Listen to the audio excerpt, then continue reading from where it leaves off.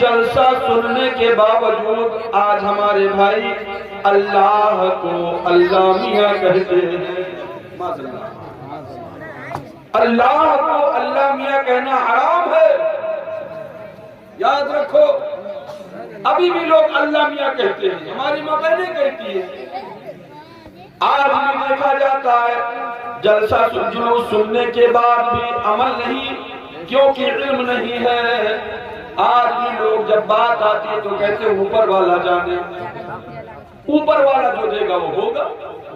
کیا آپ سمجھتے ہیں کہ اوپر والا بولنے سے یہ جائز نہیں ہے؟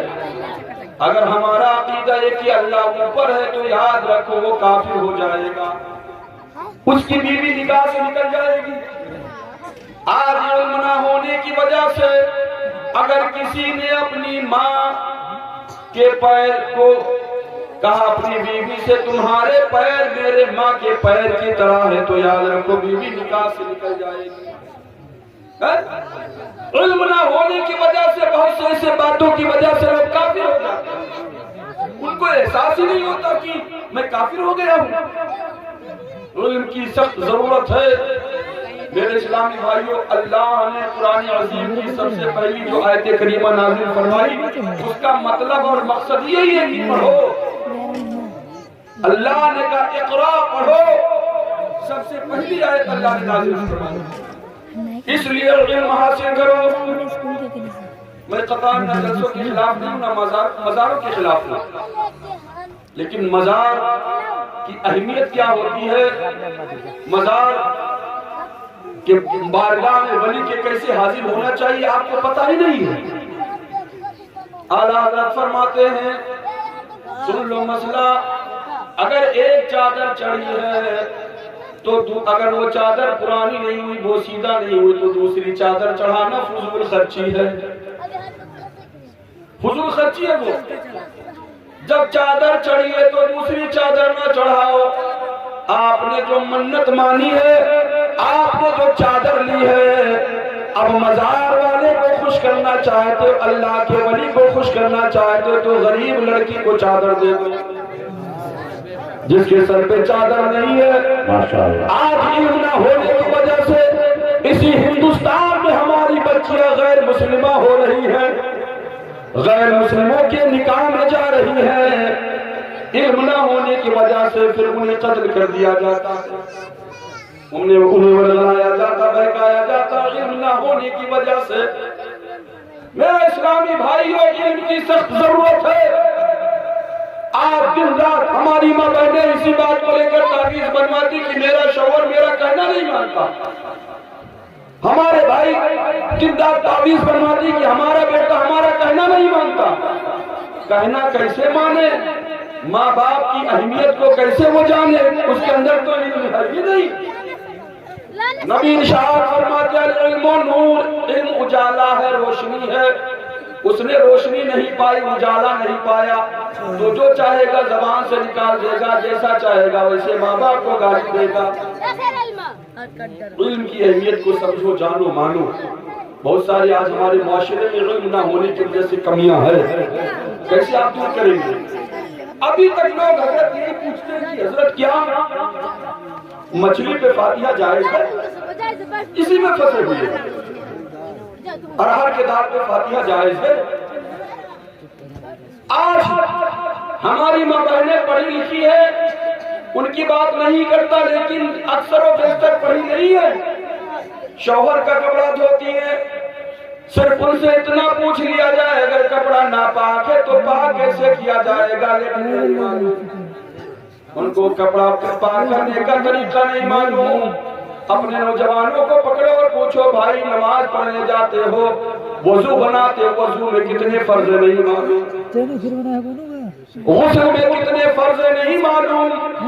کتنے افسوس کی بات ہے, نوجوان باپ کے جنازے میں نیت باندھ کر کھڑا ہے, نوجوان ماں کے جنازے میں نیت باندھ کر کھڑا ہے. اس سے پوچھ لو تمہاری ماں کا جنازہ سامنے, تم نے کون سی دعا پڑھی؟ ہمارے نوجوان کو نیت نہیں معلوم ہے. ہم مسلمان ہیں, گوشت کھانے والے مسلمان ہیں, ہم وہ مسلمان ہیں جو آج بھی تہوار کو حلوہ کے نام سے جانتے ہیں، لیکن کون سی تاریخ میں ہوتی ہے، وہ کون سی تاریخ ہوتی ہے یہ پتہ نہیں ہے۔ ہم اپنے تہواروں کو تعزیہ کے نام سے جانتے ہیں، اپنے تہواروں کو جلوس کے نام سے جانتے ہیں۔ میرے اسلامی بھائیوں، میرے دوستوں، بہت گمراہی کی زندگی ہو چکی، علم حاصل کرو، اپنے بچوں کو تعلیم دو۔ جب بچے تعلیم یافتہ ہوں گے، حافظ قرآن عالم دین بنیں گے، تو نبی ارشاد فرماتے ہیں، اللہ قیامت کے دن ارشاد فرمائے گا، اے فرشتوں جاؤ حافظ قرآن کو لے کے آؤ۔ پروردگار عالم حافظ قرآن کو ہم کیسے جانیں گے؟ تو اللہ ارشاد فرمائے گا، ان کے منہ کو سونگھنا جن کے منہ سے خوشبو آئے گی حافظ قرآن۔ سبحان اللہ بے شک۔ حضور سے میرے کائنات ارشاد فرماتے ہیں کہ اللہ کے بارگاہ میں فرشتے عرض کرتے ہیں، اللہ تبارک و تعالیٰ فرماتا ہے، سنو، جب کوئی حافظ قرآن قبرستان میں جاتا ہے تو قبر کے عذاب کو اٹھا دیا جاتا ہے، قبروں پہ عذابیں نہیں ہوتی، اور پھر جب حافظ قرآن قبرستان سے نکل جاتا ہے پھر قبروں پہ عذابیں ہونے لگتی ہیں۔ لیکن یاد رکھو، جب عالم دین قبرستان میں جاتا ہے تو 40 دن تک ان قبروں پہ عذاب نہیں ہوا کرتا ہے۔ اللہ، جو آج دیکھو سب کو اس بات کا یقین ہے کہ اپنے ماں باپ کے مرنے پہ خوب پارا مانگتے ہیں، یہ عقیدہ ہے کہ پارا سے ہمارے ماں باپ کو جنت مل جائے گی۔ تو میرے بھائی، جب یہ قرآن مرنے والوں کے کام آ سکتا ہے، تم تو زندہ ہو، کیا تمہارے کام نہیں آئے گا؟ کتنے افسوس کی بات ہے، کسی بکرے کے پیٹ پہ اللہ یا محمد لکھا ہو تو وہ بکرا اگر 20,000 کا ہے تو اس کا 1,00,000 روپیہ لگا دیتے ہیں۔ کیوں؟ اس کی قربانی کرنی ہے، اس کے پیٹ پہ، اس کے کان پہ، اس کے آنکھ پہ، اس کے پیشانی پہ، سر میں کہیں اللہ محمد بنا ہو، لکھا نہ ہو، بنا ہو، تو اس کی قیمت 1,00,000 روپیہ ہے۔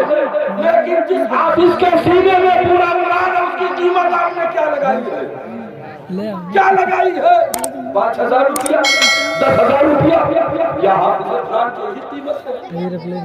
سوچو میرے اسلامی بھائیوں، علم، دینی تعلیم بہت ضروری ہے۔ اگر دینی تعلیم آپ کے اندر نہیں ہے تو گویا کہ کہیں بھی گمراہ ہو سکتے ہو، کہیں بھی تم کو کوئی برگلا سکتا ہے، ہماری بیٹیوں کو بہکا سکتا ہے، ہماری بیٹیوں کو غیر مسلمہ بنا سکتا ہے، اپنے بیاہ اپنے شادی ان کے ساتھ شادی رچا کے ان کو لے جا کے قتل کر سکتا ہے۔ اس لیے ضرورت اس بات کی ہے، دینی تعلیم کی سخت ضرورت۔ دینی تعلیم اپنے بچوں کو دو۔ ابھی مچھلی اور ارہر کے دان ہی پہ لگے ہوئے، ان پہ فاتحہ جائز ہے کہ ناجائز ہے؟